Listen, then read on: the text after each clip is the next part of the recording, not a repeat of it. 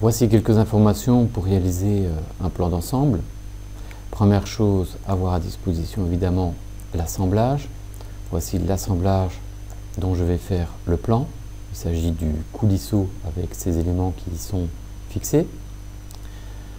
Je vais donc aller dans mon plan, demander une première vue de référence vue de face, cliquer dans l'assemblage pour obtenir une surface de référence, insérer la vue de face.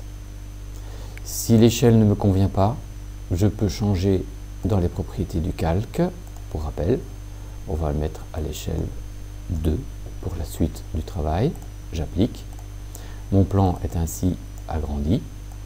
Voilà. Je vais maintenant demander une coupe. On va donc lancer la coupe.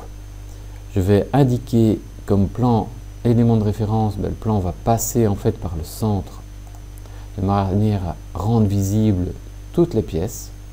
Je double-clique. Si le double-clic ne fonctionne pas, on relance. On positionne. Et la coupe est réalisée. L'avantage de cette coupe, c'est que j'ai coupé en même temps dans le précetto et dans l'axe. Attention, parce que dans un plan d'ensemble, des éléments de forme simple ne peuvent pas être coupés normalement. Donc notre axe ici, qui est assez simple, ne peut pas être représenté coupé. Pour qu'un élément ne soit pas représenté coupé dans un assemblage, ça se définit dans l'assemblage directement. Allons donc dans l'assemblage du coulisseau, désigner cet axe.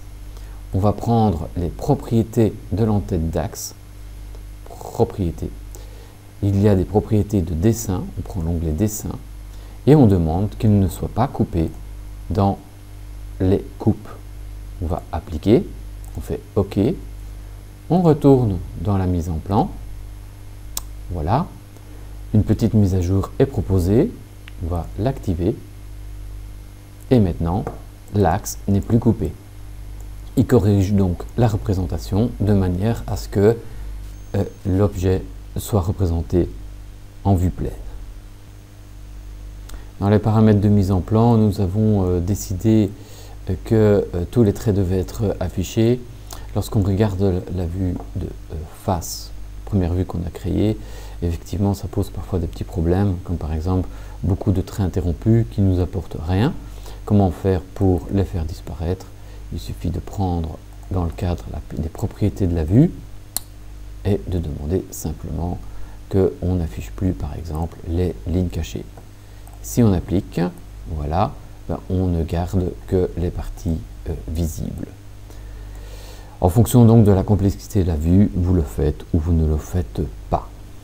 Dans certains cas, les hachures sont mal positionnées, mal orientées. Donc si vous désirez changer l'orientation des hachures, ici prenons le précetto, il suffit simplement de prendre les définitions de notre paramètre hachurage.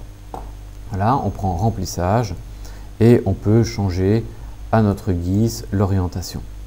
Donc si vous voulez changer l'orientation, je sais pas, 45 par exemple, on peut appliquer et tout de suite l'orientation est modifiée. On peut se rendre compte que dans notre représentation ici de l'assemblage, il y a parfois quelques erreurs qui sont induites par les erreurs de logarithme, comme par exemple une superposition d'hachures entre l'emporte-pièce et le coulisseau qu'on ne devrait pas avoir. Bon, dans notre cas, ça peut être résolu très simplement puisque normalement l'emporte-pièce non plus ne doit pas être représenté coupé. Donc pour rappel, on va donc simplement le demander qu'il ne soit pas coupé en allant dans dessin, non coupé, appliquer.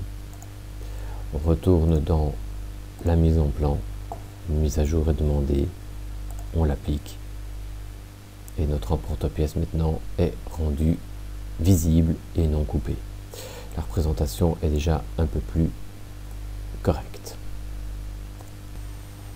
Alors, la dernière chose à faire dans un plan d'ensemble, c'est évidemment de définir une nomenclature.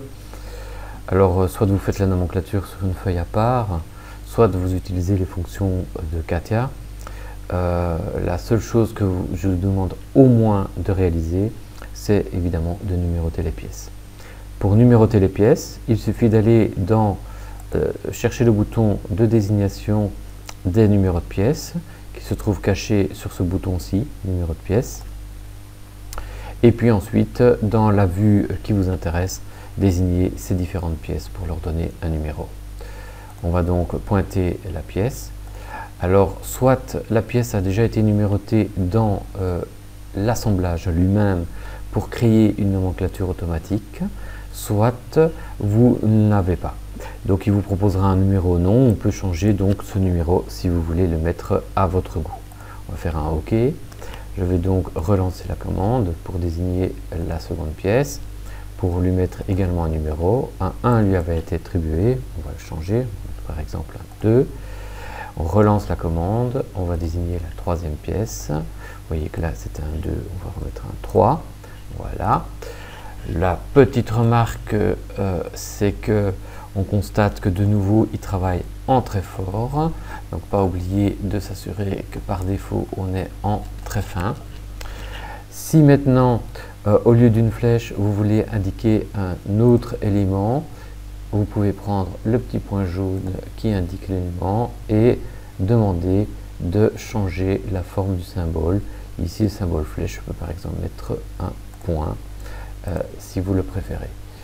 Ça se fait lorsque on va mettre la désignation au milieu des hachures.